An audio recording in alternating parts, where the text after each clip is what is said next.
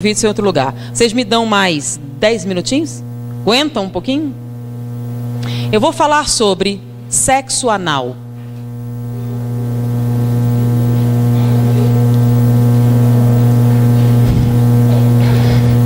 O que vai responder muitas outras perguntas, né? Sexo anal é normal? É um sexo biologicamente viável? Todo mundo devia experimentar? É natural para todo mundo? É bastante prazeroso se você fizer direito? Vocês vão ver isso escrito em todas as revistas. Eu fui numa banca, peguei todas as revistas. Todas diziam a mesma coisa. Prática normal, bastante satisfatória, todo mundo devia experimentar, tem uma forma correta de fazer, tudo isso. Todos os sites pornográficos têm contos pornográficos de que essa é uma experiência extraordinária. Que as mulheres gostam muito, têm medo de fazer, mas se fizer vão adorar. E que os homens vão achar o máximo. Tudo isso está escrito. Se vocês forem agora para uma banca de jornal e comprarem, vão encontrar isso, tá bom? Eu, como disse para vocês, trabalhei durante um tempo numa enfermaria de pacientes terminais do vírus da AIDS. Tá? Era o Hospital Gafreguinli, aquele onde morreu Cazuza. E a enfermaria era a 10ª enfermaria do Gafreguinli, que foi justamente aquela patrocinada por ele. Na época, naquela enfermaria haviam 20 pacientes. Todos eram homossexuais. E quando a gente termina a clínica médica, a gente tem que fazer uma monografia para a conclusão do curso.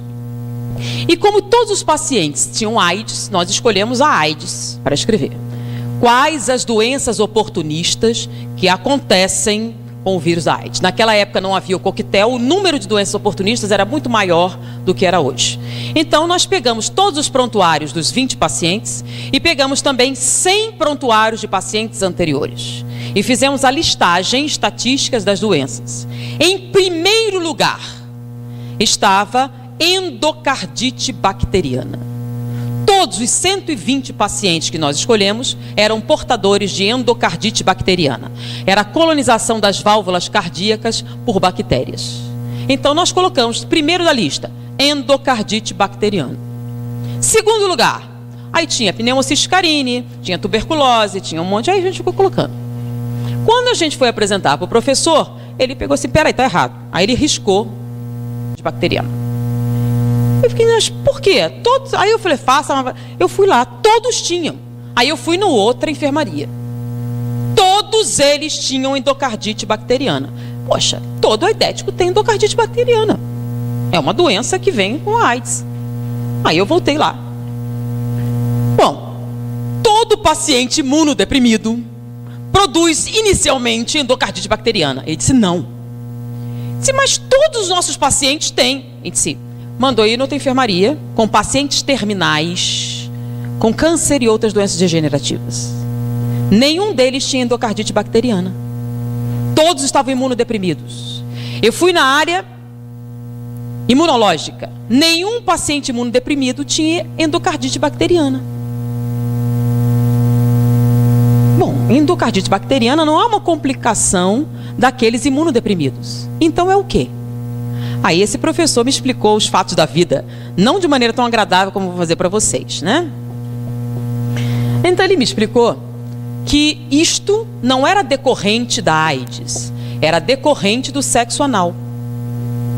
Como assim? Eu não entendi, ele teve que me explicar e não foi muito agradável.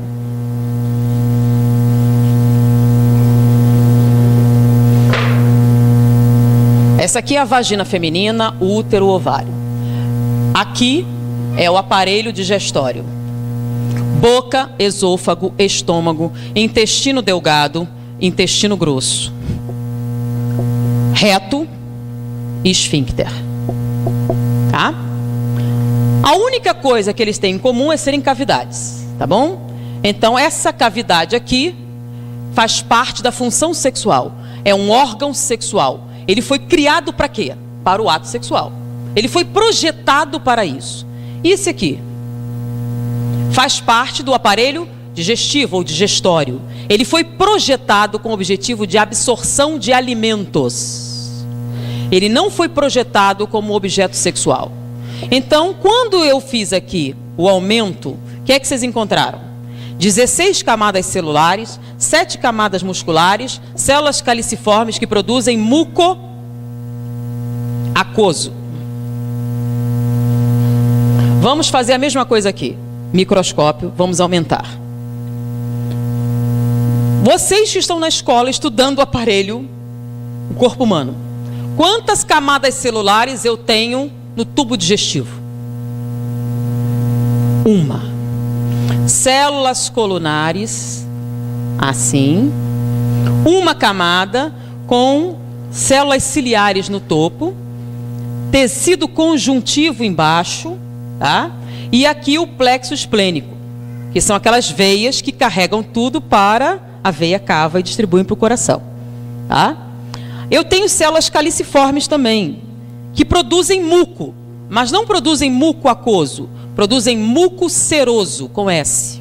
O muco seroso tem por função proteger o tubo digestivo dos ácidos estomacais. Quando você faz autópsia, você tem que usar todo um aparato para que você não tenha queimaduras graves com os ácidos estomacais. Se você enfiar seu braço sem proteção no estômago de um cadáver recente, você vai perdê-lo. As queimaduras serão muito intensas. Porque, lembram que o que acontece com um bife mastigado no estômago? Vira líquido. É ácido. E bife é carne. É um pedaço de bife do seu braço, naquele ácido vai virar líquido. Então os ácidos estomacais são altamente corrosivos. Por que não corrói seu estômago? Porque você tem, quando você faz endoscopia, uma camada brilhante que protege o estômago dos ácidos, é o muco seroso. O muco seroso, além de proteger dos ácidos, ele aumenta o atrito. Porque se o alimento passar muito depressa, o que acontece? Diarreia e você morre. Então o alimento tem que passar devagar para que você possa absorver os nutrientes, né? Você absorve os açúcares, as proteínas, as substâncias, as vitaminas. Então o muco seroso aumenta o atrito, enquanto o muco aquoso diminui o atrito. 16 camadas celulares, uma camada celular. Aqui em volta eu tenho só uma camada muscular, que dá a volta, que é a que faz os movimentos peristálticos. Só uma, precisa de mais? Não, é uma camada que empurra o bolo alimentar ao longo do tubo digestivo. E no final você tem um esfíncter, que é um nervo, que serve o quê? Para reter as fezes. Só isso, não tem outra função. Ele relaxa, você libera. Então, quando você compara os dois, tem comparação possível? Não. Então, quando você atrita aqui, não tem nenhum problema. Quando atrita aqui, o que acontece? O que acontece no ato sexual? Atrito intenso. Quando você atrita, se você for fazer uma cirurgia e correr o risco de abrir o intestino, qual a preparação pré-operatória? Vocês não são tudo criancinha, né? Tem uma noção. Você não pode entrar na internet. Você vai tomar um comprimido laxante para eliminar o máximo de fezes. Você vai tomar antibióticos para matar as bactérias. Você vai fazer uma lavagem intestinal até a água sair limpa. E a última lavagem é com antibióticos. Porque se cortar e essas bactérias entrarem com o meio interno, você vai morrer de septicemia. Então eles vão limpar tudo. Durante o sexo anal, você faz lavagem intestinal antes? Não. Então é um ambiente altamente contaminado. Quando você fizer atrito, só tem uma camada celular. Você vai romper e vai sangrar. Com a ruptura e o sangramento, o que você vai jogar aqui? As bactérias presentes nessa luz, que são Escherichia coli, se você tiver sorte. E outras mais patogênicas, se você não tiver. Em volta daqui, nós temos linfonodos. São aqueles famosos da AIDS, né? Esses linfonodos, quando vêm essas bactérias, aumentam de tamanho.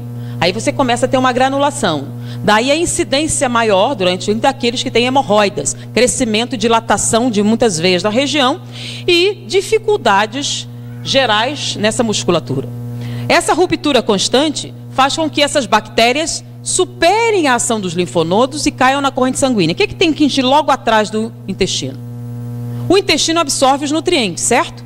E depois você tem que espalhar ele para o corpo. Então o plexo esplênico cai aonde? Veia cava. E a veia cava vai para onde? Direto para o coração. Então essas bactérias das fezes caem no coração e colonizam as válvulas cardíacas, provocando endocardite bacteriana. Então não é AIDS que provoca endocardite bacteriana, é a prática do sexo anal. Isso só acontece com homossexuais? Não, com heterossexuais também, que pratiquem o sexo anal, a probabilidade de endocardite bacteriana se torna proporcionalmente aumentada de acordo com o nível de prática. Com os homossexuais a incidência é maior porque é a única prática sexual, tá? Então a incidência é bem maior. Por isso todos os pacientes homossexuais tenham endocardite bacteriana. Com a AIDS a endocardite evoluía para pericardite e nós tínhamos que fazer punção pericárdia, tirar o líquido inflamatório do coração. Senão eles morreriam por asfixia, por contrição cardíaca.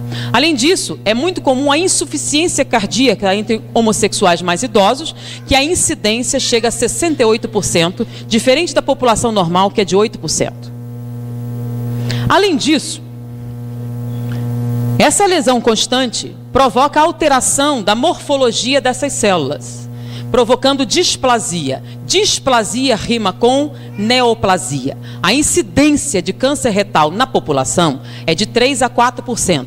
Entre os homossexuais chega a 32%. Então há uma relação direta com a prática do sexo anal e com a incidência de câncer retal. Além disso, a mulher não tem terminais nervosos de sensibilidade nesta área. Então ela não sente absolutamente nada com a prática do sexo anal, a não ser o sofrimento físico, a dor, a não ser que ela compre anestésicos, que são medicações inibitórias da sensibilidade para a prática do sexo anal, e compre lubrificantes artificiais para neutralizar o muco seroso e permitir que esse acesso faça com mínimas lesões.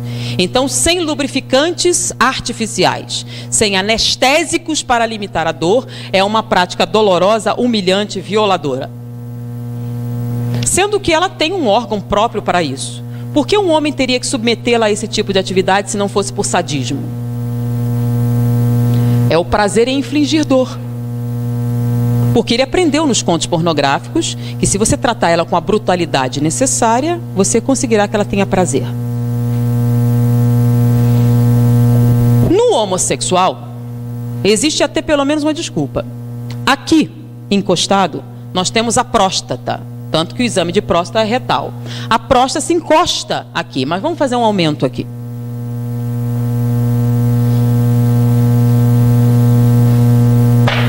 Então nós temos aqui o pênis. E aqui atrás nós temos a próstata, tá? Vou aumentar a próstata, ela não tem esse tamanho, ela está aumentada. A próstata, a parte da frente, que dá para os corpos cavernosos, ela tem uma camada córnea. O que é córnea? Espessa, de tecido cartilaginoso. Com que objetivo? No ato sexual não há impacto. Então, se há impacto, para proteger a próstata, que produz o líquido seminal, que vai nutrir os espermatozoides e permitir a sua reprodução, essa camada córnea protege do impacto frontal. Então não há nenhum problema para a próstata o ato sexual. Mas se você impactar por trás, então o ato sexual homossexual tem que ser necessariamente violento. Você tem que bater com força para atingir a próstata. Então é o sexo anal e ele tem que ser violento. Então, a não ser que vocês conversassem pessoalmente com alguém, ninguém ia contar. Então você vai bater com força. Se você bater com força suficiente e traumatizar a próstata, ela sangra, porque essa parte de trás não tem camada córnea. Não se esperava na natureza nenhum impacto posterior. Está protegido pela espinha e pelo intestino. Você bate com força, traumatiza a próstata, ela sangra. Quando ela sangra, produz células inflamatórias. Ela incha. Se ela inchar e você bater com força suficiente, você vai atingir esse feixe nervoso aqui, que dá origem, que está ligado aos corpos cavernosos. Você pode provocar uma ereção. Se você continuar batendo com força suficiente e inchá-la o suficiente, ela pode sensibilizar os corpos cavernosos e você pode até ter, lá pela quarta ou quinta experiência, uma ejaculação.